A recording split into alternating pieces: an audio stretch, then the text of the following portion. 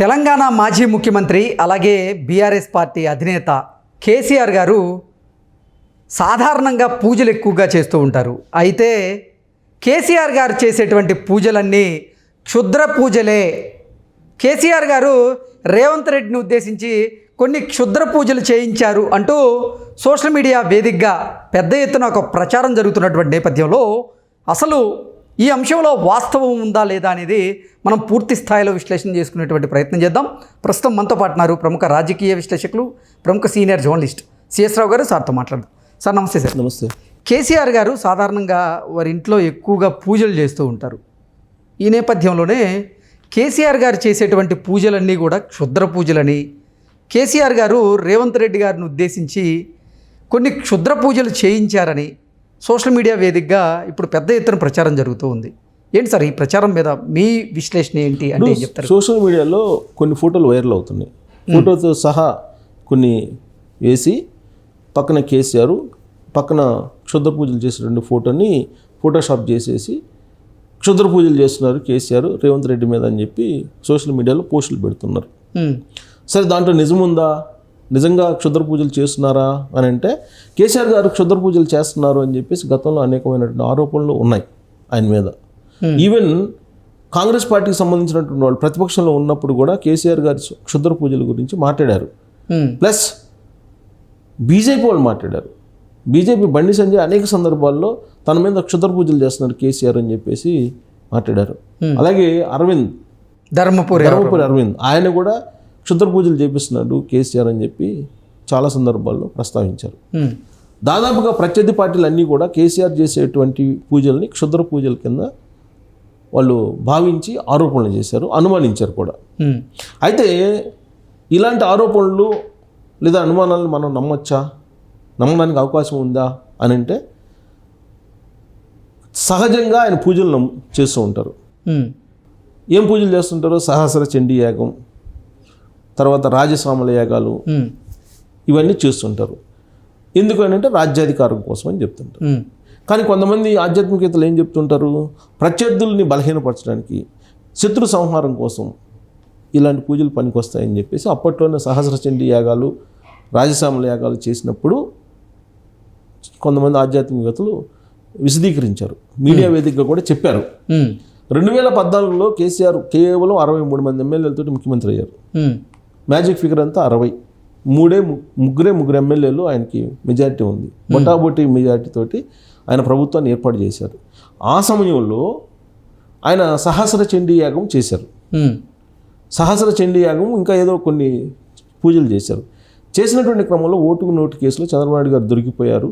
అందుకే ఆ కేసు ఉన్నందువల్లే చంద్రబాబు నాయుడు గారు తెలంగాణ రాష్ట్రాన్ని వదిలిపెట్టి వెళ్ళిపోయారు. లేదంటే అప్పుడే కేసీఆర్ ప్రభుత్వం పడిపోయిండేది అనేది బాగా టాక్ నడిచింది.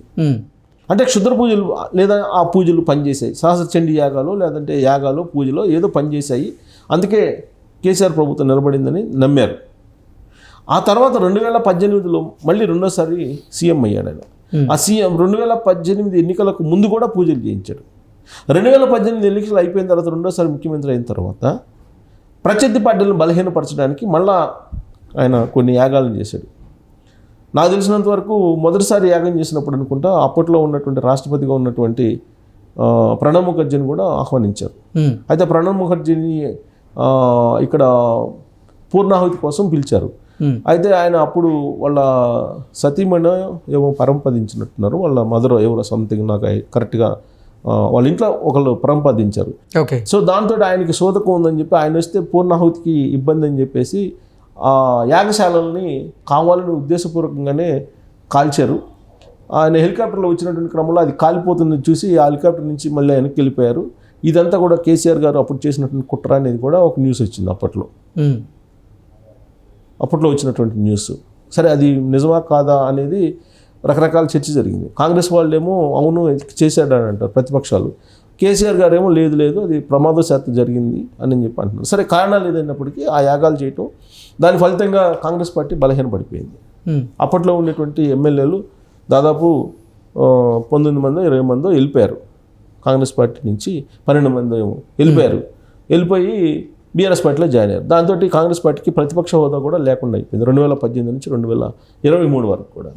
ఈ మధ్యలో బండి సంజయ్ బీజేపీని బలోపేతం చేస్తూ ఆయన పార్టీ అధ్యక్షుడిగా చాలా వేగంగా తీసుకెళ్తున్నటువంటి క్రమంలో బండి సంజయ్ మీద కూడా ఇది సపరేట్ పూజలు చేయించాడు అనేది బండి సంజయ్ స్వయంగా చెప్పాడు. క్షుద్ర పూజలు చేపిస్తున్నాడు తన పైన అని చెప్పేసి. రేవంత్ రెడ్డి ప్రతిపక్షంలో ఉన్నప్పుడు కాంగ్రెస్ పార్టీ పీసీ అధ్యక్షుడిగా ఉన్నప్పుడు ఆయన మీద కూడా చేయించాడని చెప్పి ఆయన కూడా కొన్ని సందర్భాల్లో చెప్పారు. అయితే ఆ పూజలన్నీ ఏమైపోయినాయో తెలియదు. ఇప్పుడు మన 2023 ఎన్నికలకు ముందు కూడా పూజ చేయించారు ఆయన. రాజసంలో యాగాలు ఇతర యాగాలు చేయించారు, కానీ అవి వికటించాయి. అవి వికటించడానికి రకరకాల కారణాలు చెప్తూ ఉంటారు వాళ్ళు. బట్ అవి వికటించాయి, అవి రివర్స్ అయ్యాయి. సరే, ఆధ్యాత్మికవేత్తలు ఏం చెప్తుంటారంటే అవి కలిసి వచ్చే టైంలో చేస్తేనే కలిసి వస్తాయి, కానీ లేదంటే రివర్స్ అయితే కనుక నేల మట్టానికి తీసుకెళ్ళిపోతాయి అని చెప్పి చెప్తూ ఉంటారు. బహుశా అదే జరిగిందేమో 2023 ఎన్నికల ముందు కాంగ్రెస్ పార్టీ అధికారంలోకి వచ్చింది. అధికారంలోకి వచ్చిన తర్వాత బీఆర్ఎస్ పార్టీ బలహీనపడుతూ వస్తుంది. లోక్సభ ఎన్నికల్లో 18% పడిపోయింది vote bank, BRS party vote bank. మరి ఆ పూజలు వికటించినట్టే కదా. ఎందుకు వికటించాయి అనే దాని మీద ఫామ్ హౌస్లో కూర్చొని కేసీఆర్ గారు బాగా అధ్యయనం చేసి ఇప్పుడు తాజాగా కొన్ని పూజలు చేయించారు. రేవంత్ రెడ్డి బలహీనపరచడానికి, రేవంత్ రెడ్డిని అధికారం నుంచి దించడానికి కొన్ని క్షుద్ర పూజలు చేయించారని చెప్పి ఇప్పుడు సోషల్ మీడియాలో లేటెస్ట్గా వస్తున్నటువంటి న్యూస్. దీన్ని నమ్మాలా వద్దంటే మనం అందుకు ఈ బ్యాక్గ్రౌండ్ అంతా చెప్పింది నేను. ఆయన పూజలు చేస్తారు, ఆ పూజలు కొన్ని క్షుద్ర పూజలు ఉన్నాయని చెప్పి చెప్తున్నారు కదా.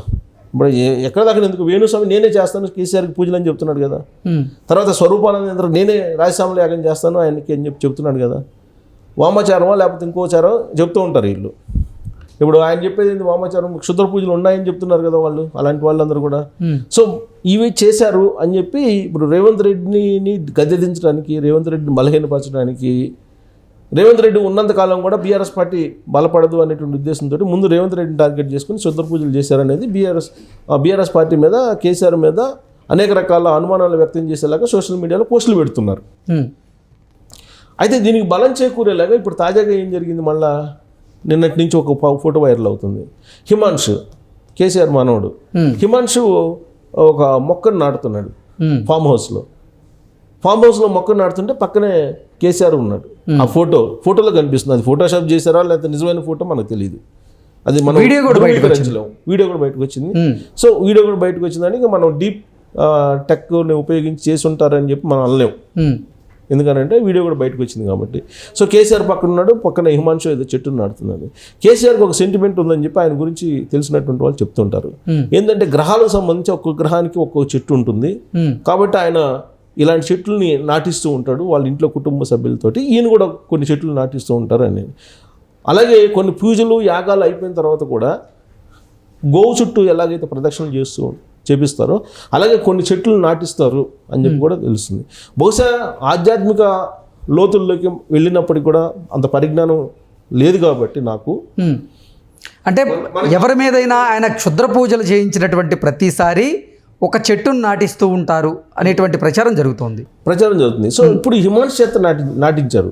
ఆ ఫోటోలో కనిపించిన దృశ్యం ఏంది, హిమాన్షు చేత మొక్కను నాటిస్తున్నాడు, ఈయనేమో పక్కన ఉన్నాడు. హిమాన్షు చేత ఎందుకు నాటించారు అనే దాని మీద ఇప్పుడు ఆధ్యాత్మికవేత్తలు ఒకళ్ళిద్దరికి నేను ఫోన్ చేశాను డౌట్ తోటి. ఏంటి అసలు నిజం, అసలు ఇతను ఎందుకు ఇన్వాల్వ్ చేశారు అని. అయితే వాళ్ళు చెప్పేది ఏంటంటే 12 సంవత్సరాల వరకు ఎవరి జాతకం కూడా పనిచేయదు. 12 సంవత్సరాల తర్వాత పిల్లల యొక్క జాతకం ఫ్యామిలీ మీద కూడా ఎఫెక్ట్ ఉంటుంది. కాబట్టి హిమాన్షు ఏజ్ పెరిగింది కాబట్టి ఇక నుంచి హిమాన్షు యొక్క జాతకాన్ని ఆధారంగా చేసుకొని కల్వకుంట్ల ఫ్యామిలీ భవిష్యత్తు ఉంటుంది. కేటీఆర్కి 50 దాటిపోయినాయి కాబట్టి 50 దాటిపోయిన తర్వాత వాళ్ళ గ్రహస్థితిలో ఏమీ పెద్దగా ఎఫెక్ట్ ఉండదు, ప్లస్ పెద్ద ప్రభావం కూడా ఫ్యామిలీ మీద ఉండదు. పిల్లలు ఎదిగొచ్చే కొద్ది పిల్లల ఎఫెక్ట్ ఫ్యామిలీ మీద ఉంటుంది. కాబట్టి అందుకు బహుశా ఇతని చేత మొక్క నాటించుంటాడు హిమాన్షు జాతకాన్ని మార్చడానికి అని చెప్పి ఒకళ్ళిద్దరు నాకు చెప్పిన మాట. ఏది ఆధ్యాత్మికవేత్తలు.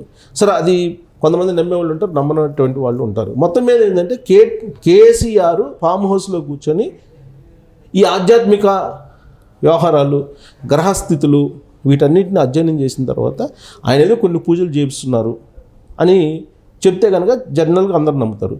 కానీ క్షుద్ర పూజలు చేపిస్తున్నారు అనే పోస్టులు వస్తున్నాయి. ఆ విధమైన ఆరోపణలు ప్రతిపక్షాల నుంచి అప్పట్లో ఉన్నాయి.